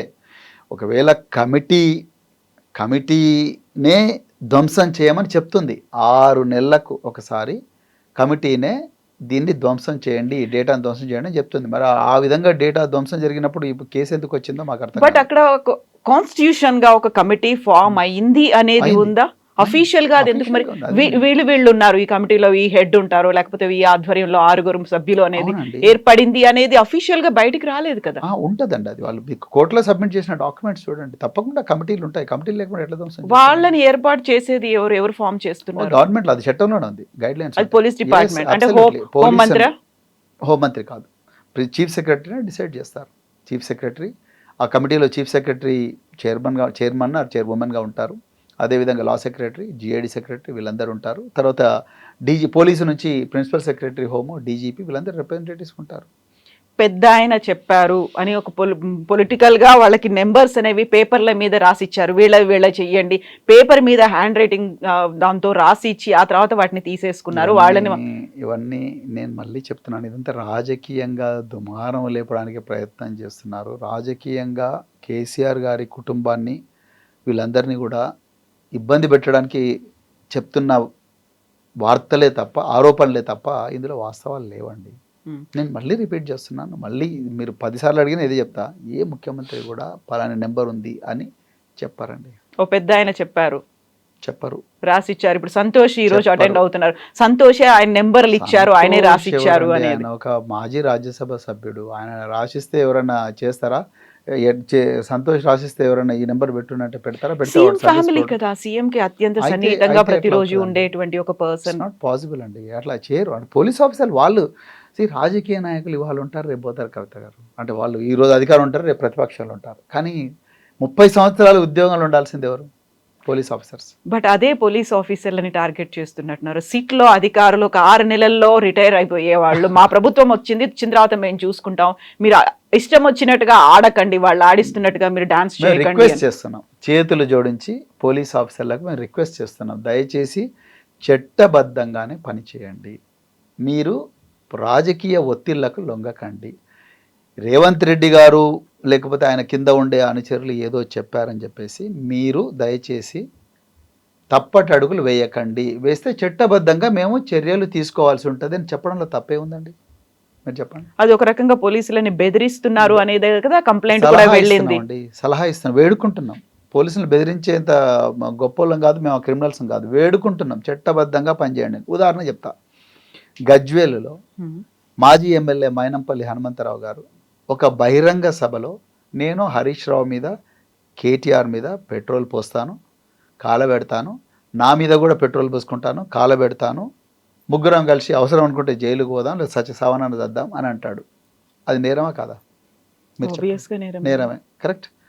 ఆ నేరము కంప్లైంట్ తీసుకొని మేము గజ్వేల్ పోలీస్ స్టేషన్కి పోతాం, తీసుకోరు. గజ్వేలు కమిషనర్ ఆఫ్ పోలీస్ అంటే సిద్దిపేట కమిషనర్ ఆఫ్ పోలీస్ గారి దగ్గరికి పోతాం మేము. వాళ్ళు కంప్లైంట్ను కేసుగా రిజిస్టర్ చేయకుండా లీగల్ ఒపీనియన్కి పంపిస్తారు. లీగల్ పంపిస్తే లీగల్ ఒపీనియన్, ఇది సివిల్ కేసు అని లీగల్ ఒపీనియన్ వస్తుంది, అంతే. కేసు రిజిస్టర్ కాలే, హైకోర్టులో ఇస్తాం, హైకోర్టు నుంచి మాకు ఇంతవరకు రిలీఫ్ రాలే. అంటే నేను మీరు ఎందుకు చెప్తున్నా అంటే నిజంగా సోమోటోగా కేసు రిజిస్టర్ చేయాలి. రేవంత్ రెడ్డి గారు మీరు తప్పు చేస్తున్నారు, మేము మీ ఇంటి ముందర ధర్నా చేస్తామంటే మీరు రేవంత్ రెడ్డి మీద ధర్నా చేస్తారా? ఆ మాట అంటావా అని చెప్పి గాంధీ భవన్ నుంచి కంప్లైంట్ వస్తేనే వెంటనే కేసు రిజిస్టర్ చేస్తున్నారు. ఏసీబీ ఆఫీసు నుంచి తెలంగాణ భవన్కు రోడ్డు మీద నడుచుకుంటూ వస్తుంటేనే కేసు రిజిస్టర్ చేశారు. చార్మినార్ దగ్గరికి పోయి రేవంత్ రెడ్డి ప్రభుత్వాన్ని గద్దె దించుతాం, మీ సంగతి ఏందో చూస్తామంటే కేసు రిజిస్టర్ అవుతుంది. అదే రేవంత్ రెడ్డి గారు హోంశాఖ మంత్రి, ముఖ్యమంత్రి, మీ బీఆర్ఎస్ గద్దెలు కూలుస్తాం, తెలుగుదేశం పార్టీని మీరు కాంగ్రెస్ పార్టీ నుంచి ఎన్నికైన ముఖ్యమంత్రి, తెలుగుదేశం పార్టీ నాశనం చేసింది మీరే కాబట్టి బీఆర్ఎస్ గద్దెలు కూల్చేదాకా కూల్చి మనం మళ్ళీ తెలుగుదేశానికి పునర్భవం తీసుకురావాలని అన్న కాంగ్రెస్ ముఖ్యమంత్రి, దాని మీద ఏం కేసులు ఉండవు. హోంమంత్రే గద్దెలు కూల్చండి అంటున్నాడు, అది కేసులు ఉండవు. మేము ఏమంటున్నామంటే పోలీసులారా మీరు దండం పెడతాం, మీకు చట్టం ఉంది, పోలీస్ మాన్యువల్ ఉంది, భారతీయ న్యాయ సంహిత ఉంది, భారతీయ శిక్షా అంటే సిఆర్పిసి ఉంది, బిఎన్ఎస్ఎస్ అంటారు దాన్ని ఇప్పుడు, ఇవన్నీ ఉన్నాయి. సో ఇవన్నీ ఉన్నప్పుడు దాని ప్రకారం ఉద్యోగం చేయండి కదా. మీరు రేవంత్ రెడ్డి గారికి భయపడి ఎందుకు చేస్తారు? లేకపోతే మైనంపల్లి హనుమంతరావు ఇంకెవరో వాళ్ళెవరో చెప్తే ఎందుకు చేస్తున్నారని మేము అంటున్నామండి. గతంలో సీఎం కేసీఆర్కే భయపడి వీళ్ళందరూ చేశారు, అందుకే వాళ్ళని అరెస్ట్ చేశారు, ఇప్పుడు వాళ్ళకి బెయిల్ కూడా రావట్లేదు అనేది కదా. వాళ్ళు కూడా ప్రభుత్వ ఒత్తిడికి తలొగ్గే ఇలాంటి పనులు చేయకూడదు అంటున్నాం మేము, చేయకూడదు అంటున్నాం. అది రేపొద్దున ఇబ్బంది అయ్యేది వాళ్ళకే కదా, అందరు బాగానే ఉంటారు, వాళ్ళకే ఇబ్బంది అవుతుంది, అది కాకూడదని మేము రిక్వెస్ట్ చేస్తున్నాం. అందుకొరకే మేము ఎప్పుడు మాట్లాడినా మేము ముందు చేతులు జోడించి రిక్వెస్ట్ చేస్తున్నాం, అయ్యా చట్టబద్ధంగా చేయండి, చట్టబద్ధంగా చేసి మీరు మంచి పేరు సంపాదించుకోండి, మీరు మాకు ఫేవర్ చేయకండి, మాకు we don't want any favour from you, but what we want is please follow the law. Law should be, the application of law should be fair to everybody. మీరు సజ్జనార్ గారి మీద చేసినటువంటి కామెంట్స్ అనేవి, ఆయన సంజాయిషి అడిగారు, లేకపోతే చర్యలు తీసుకుంటామన్నారు, మీరెందుకు ఆయన మీద టార్గెట్ చేసినట్టుగా మాట్లాడారు? చాలా మంచి ప్రశ్న, కానీ నేను వాస్తవాలు చెప్పాలి. ఇది ప్రవీణ్ కుమార్కో సజ్జనార్కో మధ్యలో జరుగుతున్న ఒక వివాదంలాగా దీన్ని చిత్రీకరిస్తున్నారు. ఇది కరెక్ట్ కాదు. సజ్జనారు చాలా మంచి ఆఫీసర్, ఆయనకు మంచి ఇమేజ్ ఉంది ఆ డిపార్ట్మెంట్లో. ప్రజల లోపల కూడా ఒక మంచి ఆఫీసర్, డిపార్ట్మెంట్లో ఇమేజ్ ఉండడం వేరే, ప్రజల లోపల ఇమేజ్ ఉండడం వేరే. ప్రజల లోపల కూడా ఆయనకు ఒక మంచి ఆఫీసర్ అన్న ఇమేజ్ ఉంది. నేను చెప్పాలనుకున్నది ఏంటి అంటే, సజ్జనార్ గారు చీఫ్ ఆఫ్ సిట్, ఇప్పుడు commissioner of police SIT, already ఈ ట్యాపింగ్ వ్యవహారాన్ని ఇన్వెస్టిగేట్ చేయడం కోసం ఒక సిట్ ఉంది. దానికి చీఫ్ ఏసీపీ ఒక అతను ఉన్నాడు, జూబ్లీహిల్స్ పొల్యూషన్లో కూర్చుంటాడు ఆయన. ఆ సిట్ ఉన్న తర్వాత ఇంకో కొత్త సిట్ ఏర్పాటు చేశారు. ఆ సిట్కు చీఫ్ను సజ్జనార్ గారిని పెట్టారు. నేనేం చెప్పానంటే, సజ్జనార్ గారు మీరు దయచేసి దాని నుంచి వైదొలగండి. ఎందుకంటే మీరు ఒకప్పుడు ఇంటెలిజెన్స్లో పనిచేసినప్పుడు 2015లో ఆంధ్రప్రదేశ్లో మీ డిపార్ట్మెంట్ మీద, ఆంధ్రప్రదేశ్లో ఉండే రాజకీయ నాయకుల మీద, మీ డిపార్ట్మెంట్ మీద 80 దాకా కేసులు బుక్ అయినా. మాకు అప్పుడు సమాచారం 7-8 కేసుల గురించి వచ్చింది. నేను అప్పుడు పబ్లిక్ డొమైన్లో సమాచారం సేకరించి చెప్పాను. ఎందుకంటే ఆ రోజే కేటీఆర్ గారిని పిలిచారు, నాకు ఒక 2-3 గంటల సమయమే ఉంది.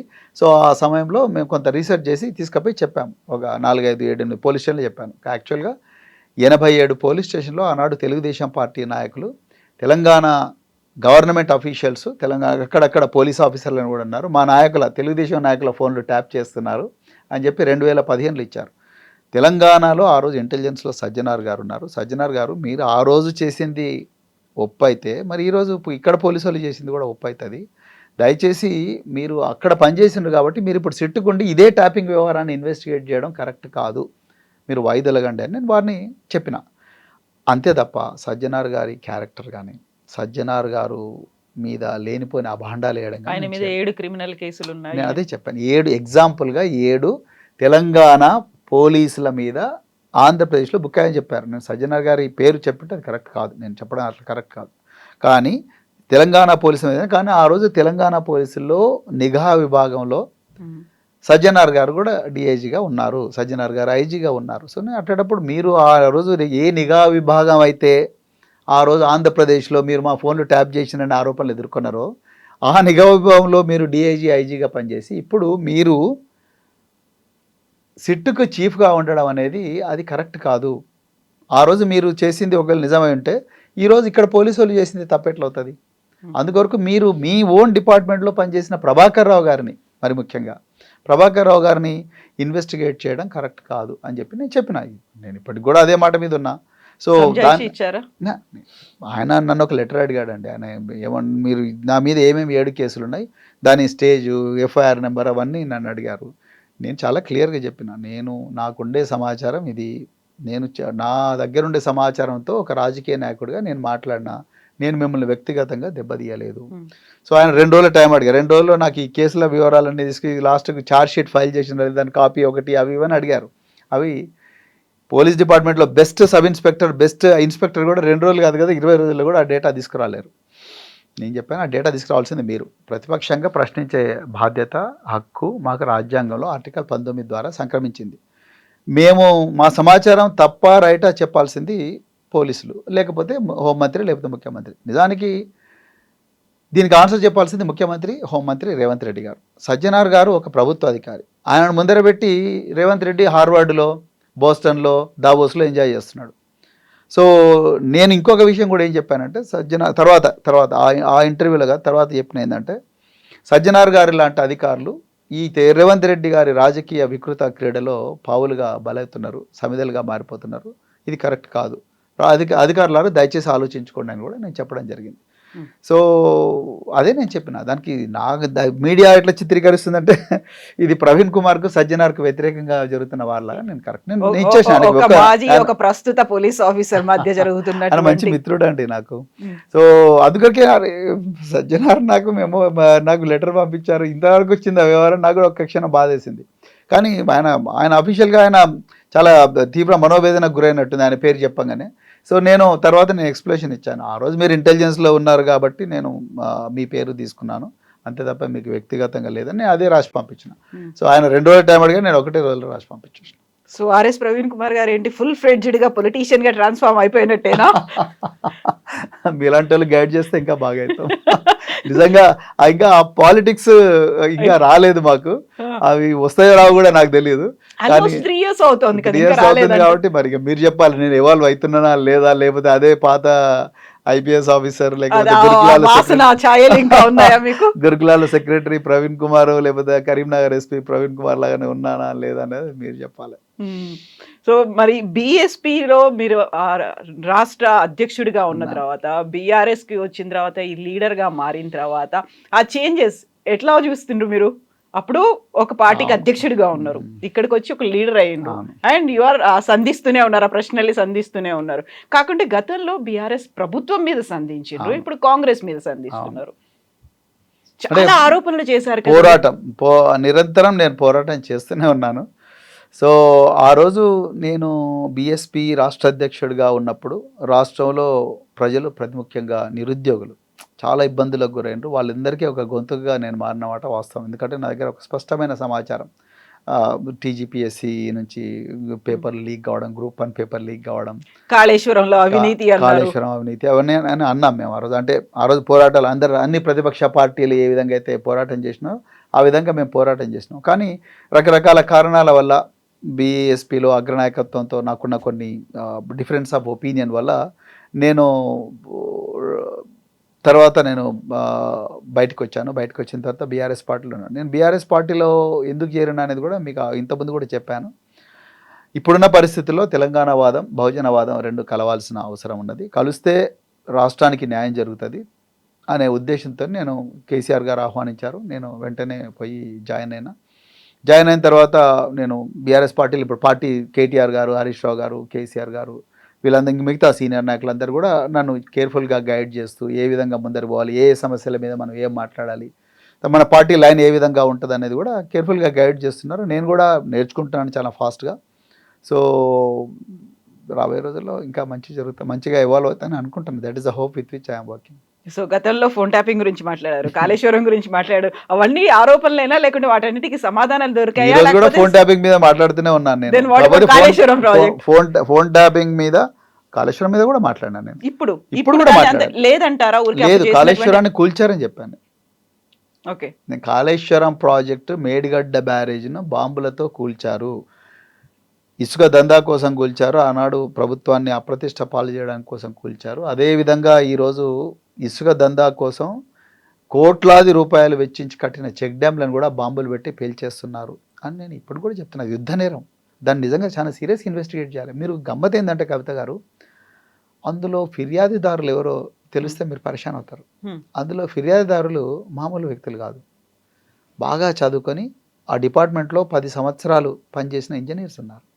ఇంజనీర్సే కంప్లైంట్లో కొందరు దుండగులు బాంబులతో పేల్చివేశారు అని చెప్పి కంప్లైంట్ ఇచ్చిన తర్వాత కూడా వెరీ ఫస్ట్ కంప్లైంట్ అలాగే వచ్చింది. సెకండ్ కంప్లైంట్, ఫస్ట్ కంప్లైంట్ భారీ శబ్దాలు వినిపించింది. సెకండ్ కంప్లైంట్ దుండగులు బాంబులతో పేల్చివేశారు అని ఉందండి కంప్లైంట్. ఆ కంప్లైంట్ ఉన్నప్పుడు clues team, bomb disposal squad ఇవన్నీ కూడా రంగంలోకి దిగి ఈ 24 కోట్ల రూపాయలతో కట్టిన ఒక చెక్ డ్యాము ఎట్లా కూలిపోయింది, ఎట్లా కూల్చేశారు అని ఇన్వెస్టిగేట్ చేయాలి కదండి. ఆ శాంపుల్స్ తీసుకోవాలి కదా.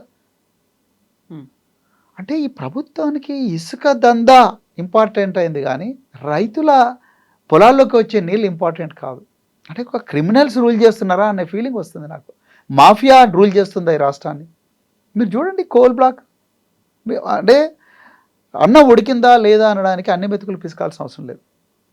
ఒక 2 మెతుకులు పిస్తే చాలు. మన అమ్మ చిన్నగా ఉన్నప్పటి నుంచి నేర్పిస్తుంది మనకి ఈ విషయం. ఒక check dam Medigadda barrage, okay మీరు కూలిపోయింది అన్నారు, మేము కూల్చేశారు అంటున్నాం. ఏదైనా అది వంగిన మాట వాస్తవము. 7 పిల్లర్స్ ఏవైతే ఉన్నాయో 7 పిల్లర్స్ కుంగినాయి, అవి డ్యామేజ్ అయినాయి.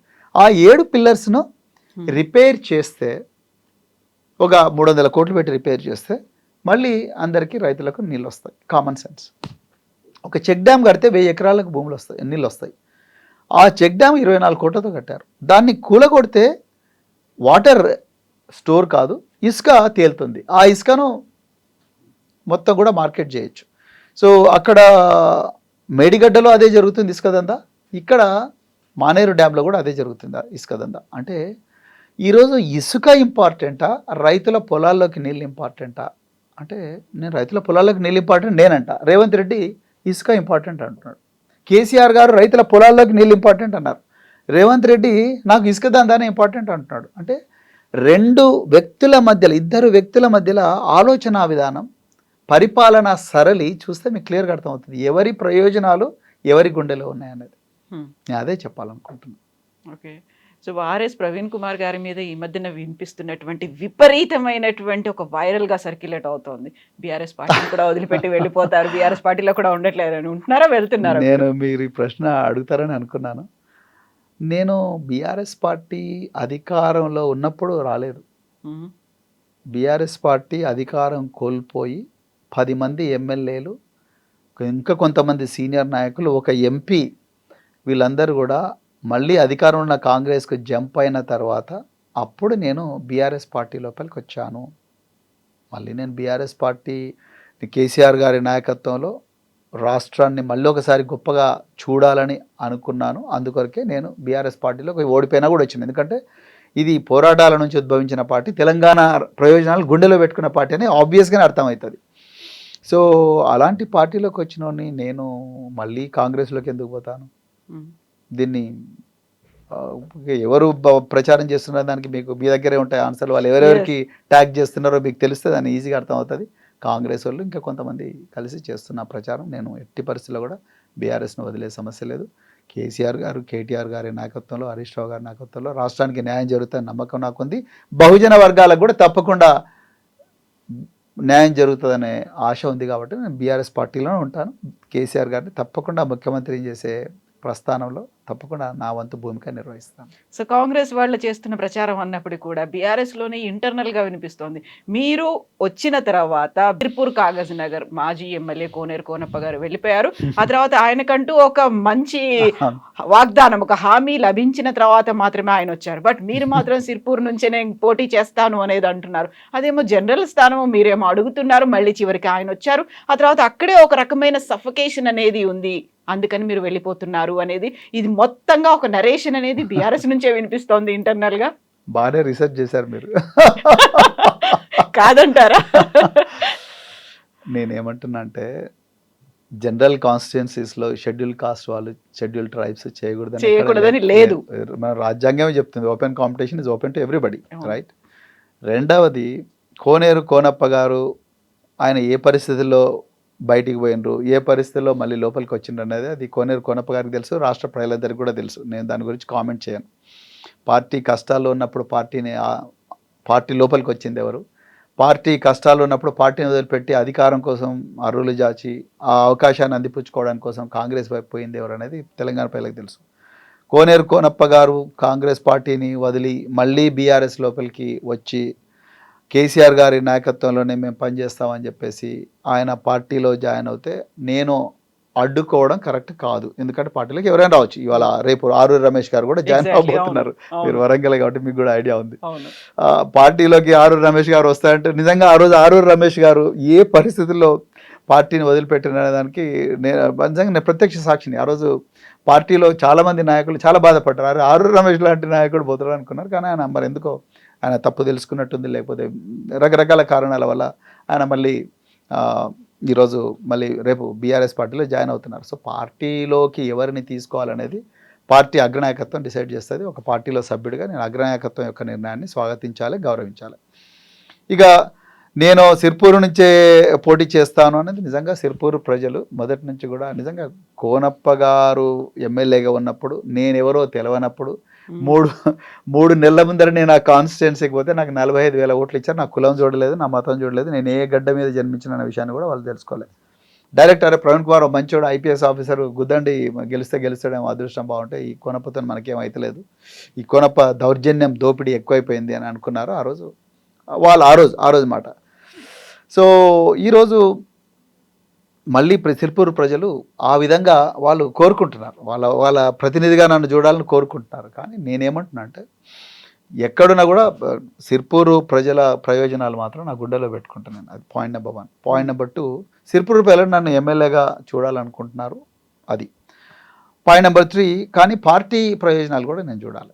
పార్టీ అధినాయకత్వం, పార్టీ ఎట్లా ఆలోచిస్తుంది, పార్టీ ఆలోచన విధానం, అధినాయకుడు కేసీఆర్ గారి మనసులో ఏముంది, కేటీఆర్ గారి మనసులో ఏముంది, ఆనాడు రాష్ట్రంలో ఎవరు ఎక్కడ గెలిస్తే పోటీ చేస్తే బాగుంటుంది అనేది పార్టీ అగ్రనాయకత్వం డిసైడ్ చేస్తుంది. పార్టీ అగ్రనాయకత్వం ఏ నిర్ణయం తీసుకుంటే ఆ నిర్ణయానికి కట్టుబడి ఉండాలి. సో ఈ 3 ఈక్వేషన్స్ కరెక్ట్గా వర్కౌట్ అయ్యేటట్టు నేను చూసుకోవాలి. అది కత్తి మీద సాము లాంటిది. అందుకొరకు ఆయన కూడా నేను కష్టపడి పనిచేస్తాను, పార్టీ కోసం పనిచేస్తాను. ఒకసారి పార్టీలోకి వచ్చిన తర్వాత పార్టీ అగ్రనాయకత్వం తీసుకునే నిర్ణయాన్ని కట్టుబడి ఉండాలి. అంతే తప్ప మన అభిప్రాయం చెప్పాలి. ప్రజల అభిష్టం ఏందో అది కూడా పార్టీకి చెప్పాలి. పార్టీ కూడా కనుక్కుంటుంది కదా, రకరకాల సర్వేలు ఉంటాయి, వాళ్ళకి పార్టీ కూడా నిఘా వ్యవస్థ ఉంటుంది, వాళ్ళు కూడా కనుక్కుంటారు. కనుక్కున్నప్పుడు పార్టీ ఎక్కడ అయితే ప్రవీణ్ కుమార్ గెలుస్తాడు అనేది పార్టీ కూడా కనుక్కుంటుంది. ప్రజలు మాకు ఈయననే కావాలని అడిగే ప్రజలు ఉంటే అక్కడికే పంపించే అవకాశం ఉంటుంది. సో ఈ రెండింటికి కూడా ఈ మేళవింపుకు చాలా కేర్ఫుల్గా పార్టీ చేసుకుంటుందని అనుకుంటున్నాం. మరి కేసీఆర్ గారు 50 సంవత్సరాల మా వయసు అంతుంది, వారి రాజకీయ జీవితం, వారు తప్పకుండా మాకు మంచి భవిష్యత్తుని ఇస్తారని నేను అనుకుంటున్నాను. అచ్చంపేట మీరు వచ్చిన తర్వాత గువ్వల బాలరాజు గారు బీజేపీకి వెళ్ళిపోయిన తర్వాత అది ఇంకా అక్కడ గ్యాప్ అనేది కనిపిస్తుంది. అచ్చంపేట మిమ్మల్ని ఏం పిలవట్లేదా? అందరు పిలుస్తున్నారండి. నిన్న కడియం శ్రేయర్ కూడా ప్రవీణ్ కుమార్ను మళ్ళీ స్టేషన్ కాన్పూర్ తీసుకురావాలని ప్రయత్నం చేస్తున్నారు. అదే ఆయన ఏదో లూజ్ కామెంట్లు చేశారు. అట్లా ప్రజలకు పాదాభివందనాలు. సో నేను తప్పకుండా ప్రజల అభిష్టాన్ని గౌరవించాలి. ప్రజాస్వామ్యం అంటే ప్రజలను గౌరవించడం. ప్రజలు ఎక్కడి నుంచి అయినా వాళ్ళ అభిమానానికి నిజంగా కృతజ్ఞత. నేను తెలంగాణలో 4000 గ్రామాలు తిరిగాను బీఎస్పీలో. ఆఫీసర్గా ఉన్నప్పుడు కూడా చాలా గ్రామాలు తిరిగాను. 4000 గ్రామాలు 350 రోజులు ఎండనక వాననక రేయనక పగలనక చెట్ల కింద పండుకున్నాము, గుడిసెల్లో పండుకున్నాము, అన్నీ చేసాము. వాళ్ళందరూ కూడా వాళ్ళకున్నది పెట్టిండ్రు మాకు. సో అంత గొప్పగా ఆదరించిన ప్రజలు. సో మళ్ళీ ఇప్పుడు కూడా ఎక్కడ పార్టీ నన్ను లాంచ్ చేసినా ఆదరిస్తారనే ఆలోచన ఉంది. ఆ చెంపేట ప్రజలు రమ్మంటున్నారు, ఇంకా చాలామంది రమ్మంటున్నారు. సిర్పూర్ ప్రజలు మా ప్రతినిధిగా నువ్వే ఉండాలని ఉండాలంటున్నారు. సో నాకు ఒక ఇల్లు కూడా ఉంది సిర్పూర్లో ఇప్పుడు. కానీ కేసీఆర్ గారు ఫైనల్ డెసిషన్ మేకర్, సో వారికే వదిలేస్తాం. ఓకే, సో ఇప్పుడు ఫోన్ ట్యాప్ గురించే మళ్ళీ మనం వచ్చేస్తే ఫస్ట్ హరీష్ రావు, కేటీఆర్, సంతోష్ రావు, నెక్స్ట్ ఎవరు కేసీఆర్ అనేది ఎందుకు వినిపిస్తోంది? సిట్ వాళ్ళే చెప్పాలి కవిత గారు, సిట్ వాళ్ళే చెప్పాలి. అది మేము మళ్ళీ చెప్తున్నాం, ఇన్వెస్టిగేటింగ్ ఏజెన్సీస్కు మేము కోఆపరేట్ చేయమని మేము చెప్పడం లేదు.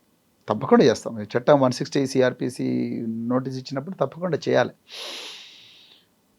కానీ మేము ఖండిస్తున్నదంతా ఏంటంటే, ఇప్పుడు సాక్షులను నిందితులుగా చిత్రీకరించి 9 గంటలు 10 గంటలు దాన్ని చేసి అవసరం లేని వాళ్ళను పిలిపించి వాళ్ళని ఇబ్బంది పెట్టి, వాళ్ళ కుటుంబ సభ్యులను ఇబ్బంది పెట్టి, అదేవిధంగా వాళ్ళ కుటుంబ సభ్యుల మీద మీరు ఇక్కడ కోఆపరేట్ చేయకపోతే మీకు ఏసీబీ కేసులు పెడతాము, మీ ఆస్తులన్నీ జప్తు చేస్తాము, లేకపోతే మీ ఆస్తులు ఎక్కడెక్కడో కనుక్కుంటామని లేని ఆరోపణలన్నీ చేసి, లేని అభాండాలన్నీ వేసి, వాళ్ళందరినీ భయభ్రాంతలకు చేసి ఈ చేస్తున్న విషయాన్ని మేము ఖండిస్తున్నాం. అంటే మాకు బయట కూడా రెప్యుటేషన్ ఉంటుంది కదా కవిత గారు.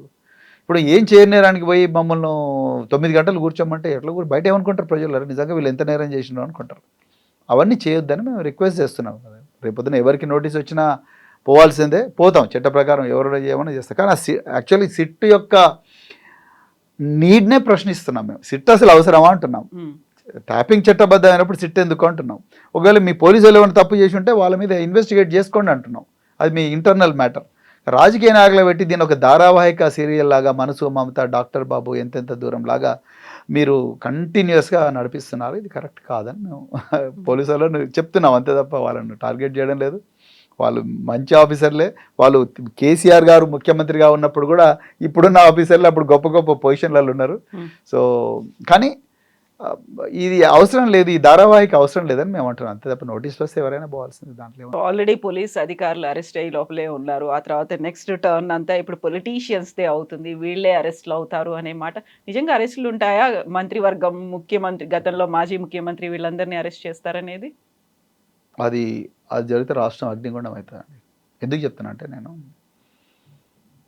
ఇది పూర్తిగా కక్షపూరితంగా చేసిన చర్య అవుతుంది. అది ఎవ్వరు కూడా ఒప్పుకోరు. అది కరెక్ట్ కూడా కాదు. యాక్చువల్గా మీరు ఇంటెలిజెన్స్ ఐజీ ప్రభాకర్ రావునే అత్యంత ఘోరంగా అతన్ని హింసిస్తున్నారు. అది కూడా కరెక్ట్ కాదు. ఎందుకంటే ఆయన ఇదే సజ్జనార్ గారి దగ్గర, ఇంకా మిగతా పై అధికారుల దగ్గర పనిచేశారు. 16 సంవత్సరాలు ఇంటెలిజెన్స్ డిపార్ట్మెంట్లో పనిచేశారు. క్యాన్సర్ సర్వైవర్ ఆయన. ఎన్నో గొప్ప పనులు చేశారు. అవన్నీ కొన్ని నేను చెప్పలేను కూడా. నేను ఇప్పుడు పనిచేస్తున్న ఆఫీసర్లు కూడా ఎంతోమంది ఎంతో గొప్ప పనులు చేశారు. నేను వాటి గురించి మాట్లాడడం కరెక్ట్ కాదు. అలాంటి వాళ్లకు కేంద్ర హోంశాఖ మంత్రి మెడల్స్ ఇచ్చాడు. ప్రభాకర్ రావుకు బెస్ట్ ఇంటెలిజెన్స్ ఆఫీసర్ అని మెడల్ ఇచ్చారు. ప్రభాకర్ రావుకు ప్రెసిడెంట్ ఆఫ్ ఇండియా మెడల్ ఇచ్చారు. అలాంటి వాళ్ళను 14 రోజులు ఒక జూబ్లీహిల్స్ పోలీస్ స్టేషన్లో పోలీస్ కస్టడీలో పెట్టి ఒక మామూలు క్రిమినల్గా చూసినట్టు చూడడం ఏదైతే ఉందో అది కరెక్ట్ కాదు. అదే నేరం. ఇక అక్కడి నుండి మీరు రాజకీయ నాయకుల దగ్గరకు వచ్చి వాళ్ళని అరెస్ట్ చేస్తే రాష్ట్రం అగ్నిగుండం అవుతుంది. వాళ్ళకి సంబంధం ఉండదండి. అసలు హరీష్ రావు గారు ఏమేమి మంత్రి శాఖలు చేశారు? మార్కెటింగ్, నీటిపారుదల, ఫైనాన్స్, ఆరోగ్యం రైట్. కేటీఆర్ గారు ఏమేం చేశారు? మున్సిపల్ అభివృద్ధి శాఖ, పంచాయతీరాజ్ శాఖ, గ్రామీణాభివృద్ధి శాఖ, అదేవిధంగా ఐటీ శాఖ, పరిశ్రమల శాఖ. ఎక్కడైనా హోంశాఖ ఉందా? లేదు. సో ఈ ఇద్దరు మినిస్టర్లను పిలిపించి మీరు ఏం మాట్లాడతారు వాళ్ళతోని? అదేవిధంగా ఇప్పుడు జోగినపల్లి సంతోష్ గారిని పిలిపించి ఆయన రాజ్యసభ సభ్యుడు, ఆయనకు పోలీసు వాళ్ళకి ఏం సంబంధం ఉంటుంది? బట్ ఇక్కడ మీరు అన్న దాంట్లో వాళ్ళు హోంశాఖ నిర్వహించలేదు అంటే హోంశాఖ మంత్రిని కూడా పిలుస్తారా? అంటే గతంలో మహమూద్ అలీ చేశారు.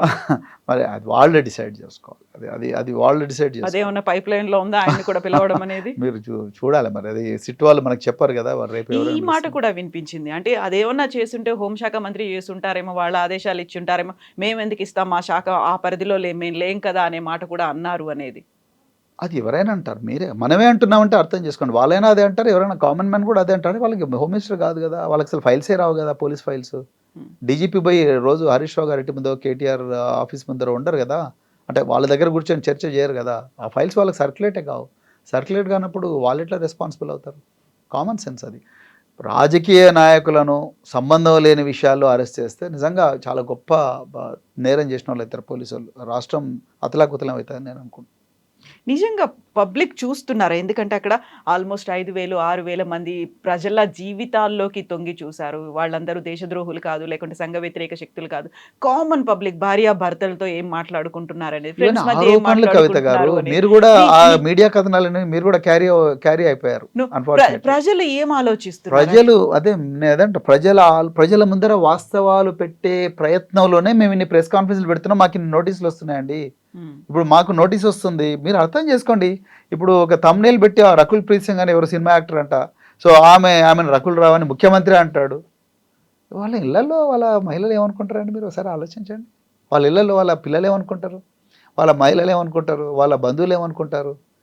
ఇంత వ్యక్తిత్వ హననం చేస్తూ ఉంటే ఎట్లా చూసుకుంటూ కూర్చోవాలి? ఇప్పుడు మేము చేస్తున్న ప్రయత్నం అంటే అదే. మీరేమో 6,000 మంది జీవితాలు నాశనం అంటే, ఇక్కడ 4 కోట్ల మంది ఉండే తెలంగాణను తీసుకొచ్చిన ఉద్యమకారులు ఇప్పుడు మంత్రులైనరు. ఆ ఉద్యమకారుల జీవితాలు, వాళ్ళ పరిస్థితి ఏంటండి? మరి వాళ్ళ కుటుంబాలు ఏమనుకుంటాయి? వాళ్ళ గురించి ఆలోచించిన వాళ్ళు చేయని నేరం వాళ్ళకి అంటగడితే ఎట్లా చూడాలండి దీన్ని? Common sense. దీంట్లో ఏ వ్యక్తిగత స్వార్థం లేకుండా నేను మాట్లాడుతున్నా, నిష్పక్షపాతంగా మాట్లాడుతున్నా. మీరు 4,000 మందిని ఎందుకు చేసిండ్రో ఆరోపణలు ప్రూవ్ చేయలేకపోతున్నారు. సో అదేవిధంగా ఇప్పుడేమో ఎవరైతే ఆ డిపార్ట్మెంట్కి సంబంధం లేని వాళ్ళని తీసుకొచ్చి మీరు 9 గంటలు విచారిస్తున్న సమయంలోనేమో అన్ని మీడియా ఛానల్స్లో, మీకు అనుకూలమైన మీడియా ఛానల్స్లో ఫేక్ అశ్లీలమైన thumbnails పెట్టి చేస్తే మేము దాని మీద కేసు పెడితే ఇన్వెస్టిగేట్ చేయరు. ఇదే హైదరాబాద్ పోలీసులు. మరి ఎట్లా చూడాలి? ఎవరికి చెప్పుకోవాలి ఈ బాధ? ప్రజలకే చెప్పుకోవాలి. అందుకొరకే మేము ప్రజలకు చెప్పే ప్రయత్నం చేస్తున్నాం. దానికి మీకు నోటీసుల మీద నోటీసులు వస్తున్నాయి. అదే నేను చెప్తున్నా. బీఆర్ఎస్ పార్టీ ఏం ఎక్స్పెక్ట్ చేస్తుంది? అరెస్ట్లు అవుతాయని ఏమన్నా అనుకుంటోందా? మేము దేనికి భయపడము. ఆనాడు ఉద్యమం చేసినప్పుడు బీఆర్ఎస్ పార్టీ 14 సంవత్సరాలు పోరాడితే తెలంగాణ వచ్చినప్పుడు ఎంతోమంది జైలు పోయినరు, ఎన్నో కేసులు అయినాయి. ఇదొక కేసు. కానీ ఈ తప్పుదో బట్టి బీఆర్ఎస్ పార్టీ ఏం ఆలోచిస్తుందంటే, ప్రజలను రేవంత్ రెడ్డి అసలైన సమస్యలు, కోల్ బ్లాక్ కుంభకోణం కానీ, వాళ్ళ అల్లుడు సృజన్ రెడ్డి చేస్తున్న కుంభకోణాలు కానీ, హైదరాబాద్ ల్యాండ్ ట్రాన్స్ఫర్మేషన్ పాలసీ ఏదైతే ఉందో, హిల్ట్ కింద 9,300 ఎకరాలను 5 లక్షల కోట్ల విలువైన దాన్ని 30% తక్కువగా 30% విలువకే ఈరోజు రియాల్టర్లకు కట్టబెడుతున్నారన్న వ్యవహారం కానీ, తర్వాత రైతుల భూములు గుంజుకుంటున్న వ్యవహారం కానీ, రకరకాల రోహిన్ రెడ్డి అనే వ్యక్తి గెస్ట్ హౌస్లో తుపాకీ పెట్టి దక్కన్ సిమెంట్ వాళ్ళను బెదిరించిన వ్యవహారాలు కానీ, వీటి రైతుల రుణమాఫీ కానీ, నిన్న కూడా ఒక గురుకుల అమ్మాయి చనిపోయింది కామారెడ్డిలో. విద్యార్థులు 120 మంది 120కి పైగా విద్యార్థులు చనిపోయినారు. వీటి గురించి కానీ, రైతుల ఆత్మహత్యల గురించి కానీ, ఆటో డ్రైవర్ల గురించి కానీ, జీతాలు రాని ఉద్యోగుల గురించి కానీ, లేకపోతే పెన్షన్ రాని పెన్షనర్ల గురించి, వాటన్నిటి గురించి మేము పోరాడుతుంటే మమ్మల్ని వేరే విధంగా ఎంగేజ్ చేయడం కోసమే ఈరోజు ప్రజల అటెన్షన్ డైవర్ట్ చేయడం కోసం మీరు మొట్టమొదట ఈ ఇంటర్వ్యూ స్టార్ట్ చేసినప్పుడు ఒక మాట అన్నారు, రాష్ట్రం అంతా ట్యాపింగ్ ట్యాపింగ్ ట్యాపింగ్ ట్యాపింగ్ గురించి మాట్లాడుతున్నారు. రాష్ట్రం అసలు దేని గురించి మాట్లాడాలి? రాష్ట్రం దేని గురించి మాట్లాడాలంటే రాష్ట్ర సంపద ఎందుకు తగ్గుతుంది, రాష్ట్రంలో పిల్లలు ఎందుకు చనిపోతున్నారు, రాష్ట్రంలో పెన్షనర్లకు పెన్షన్ ఎందుకు రావట్లేదు, రాష్ట్రంలో భూమి అంతా కూడా రియాల్టర్లకు ఎందుకు కట్టబెడుతున్నారు, మన తెలంగాణలో సిగలో మాణిక్యం కావాల్సిన ఒక తెలంగాణ కిరీటంలో మాణిక్యం కావాల్సిన ఒక సింగరేణి ఇలా కేవలం 3-4 కాంట్రాక్టర్లకే ఎందుకు మరి భోజ్యంగా మారింది? వీటి మీదే చర్చ జరగాలి కదా. అమెరికాలో మిన్నెసోటాలో ఒక వ్యక్తిని అరెస్ట్ చేసేటప్పుడు ఫైర్ చేసి చచ్చిపోయినందుకే దేశం అంతా కూడా అతలాకుతలమై ఘోరంగా మంచు పడుతున్నా కూడా ప్రజలందరూ రోడ్ల మీదకి వచ్చిండ్రు. ఏంటి మన దగ్గర ఇంత విచ్చలవిడి జోపిడి జరుగుతుంటే ఒక్కడు కూడా రోడ్డు మీదకి వస్తలేడేంది? బట్ మీరు కూడా డైవర్ట్ అయిపోయినట్టుంది కదా కంప్లీట్గా. రాష్ట్రంలో ఉన్నటువంటి బీఆర్ఎస్ లీడర్లు అందరూ హైదరాబాద్కు వస్తారు, వరుసగా సిట్ ముందు వాళ్లే అటెండ్ అవుతూ ఉంటారు, నాయకుడితో పాటుగా వెళ్తారు, విచారణ అయి బయటకు వచ్చేంత వరకు ఉంటారు. మరి మీరెందుకు ఏమీ తప్పు చేయలేదు అనుకున్నప్పుడు మిగతా విషయాల మీద సమస్యల మీద పోరాడొచ్చు కదా? దీన్ని చేస్తున్నాం కదా. మరి కోల్ బ్లాక్ బయట పెట్టింది ఎవరు? అదేవిధంగా బనకచెర్ల దోపిడీ బయట పెట్టింది ఎవరు? పాలమూరులో 45 టీఎంసీలు ఉత్తమ్ కుమార్ రెడ్డి గారు ఉత్తగా అప్పగించిన విషయాన్ని దోపిడీ బయట పెట్టింది ఎవరు? అసంపూర్తిగా ఉన్న పాలమూరు రంగారెడ్డిని మరి ఎందుకు రేవంత్ రెడ్డి కంప్లీట్ చేయడం లేదని బయటపెట్టింది ఎవరు? కొడంగల్ నారాయణపేటలో 5% ఎక్సెస్కు మెగా కృష్ణారెడ్డి, అదే పొంగులేటి శ్రీనివాసరెడ్డి మంత్రిగా ఉండి కూడా తీసుకుంటే దాన్ని బయటపెట్టింది ఎవరు?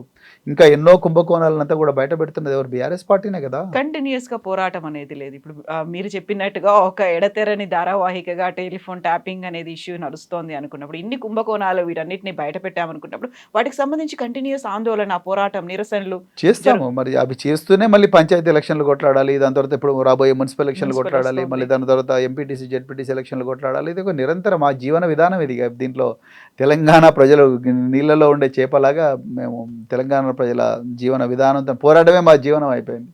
సో ఇదే మా రాజకీయం, ఇంకా అంతకుమించి ఏముంటుంది. చేస్తున్నాం, తప్పనిసరిగా చేస్తున్నాం. కాకపోతే కొన్నిసార్లు మీడియా కనిపిస్తుంది, కొన్నిసార్లు కనిపించదు. కాకపోతే ఇక మా విశ్వాసం నిశ్వాసం అంతా కూడా ఈ పోరాటంలోనే గడిచిపోతుంది.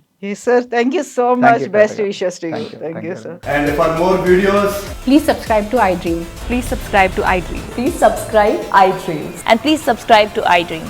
For more videos, subscribe to iDream. please like, share and subscribe to the channel. Congratulations, iDream. Subscribe to iDream. Subscribe to iDream. So subscribe to iDream Media. iDream ki iDream team andarki huge congratulations. Please subscribe iDream Media. Please subscribe to iDream. Subscribe iDream. Please subscribe to iDream. iDream అంటే నా కళల ఛానల్ను subscribe చేసుకున్న నోరు తిరుగుతలేదు, మీరైతే గంట గుర్తు కొట్టండి. For more such videos, please subscribe to iDream.